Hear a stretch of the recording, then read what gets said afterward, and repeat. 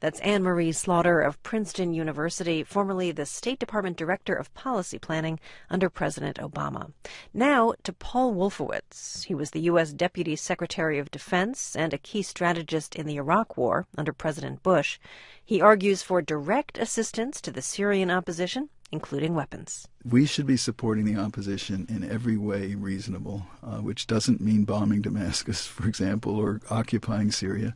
It does mean providing them with financial support, with material support, communications assistance, where I think we're doing a little bit, but I don't think we're doing everything we could do.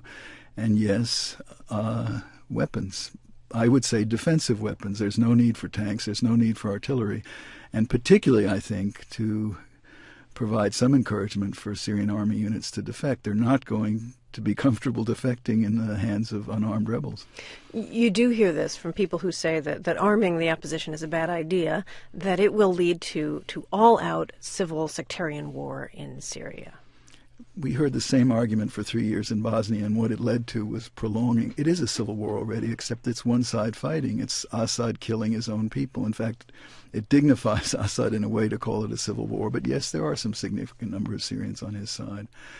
It's terrible what is happening there, but it will only go on longer and be worse if we continue to take a hands-off position. And there's the real possibility that Assad will win, and I can't imagine a worse outcome than that. Do you think the United States in particular should be supplying those weapons? I think it'd be much better if we're involved in the supply than if we leave it to people whose motives and objectives may be very different from ours, and in some cases quite opposite to ours.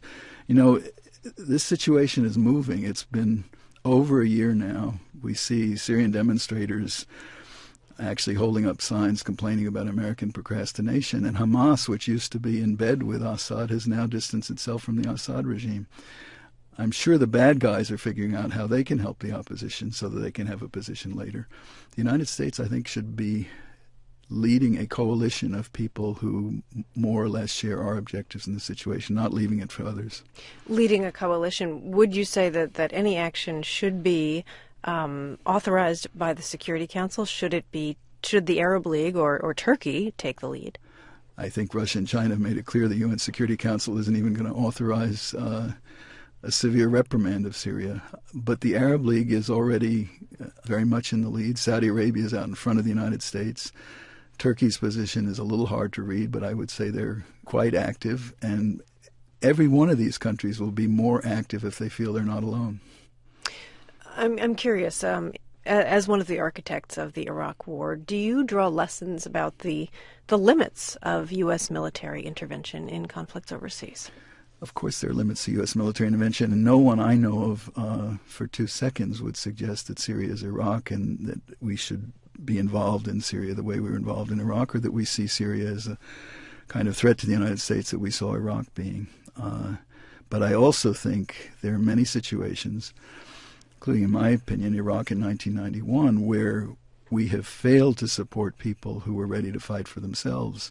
And as a result, we ended up becoming more involved, not less involved. I think it's much better when people want to fight for their own freedom to help them do that than to end up having to come in ourselves later.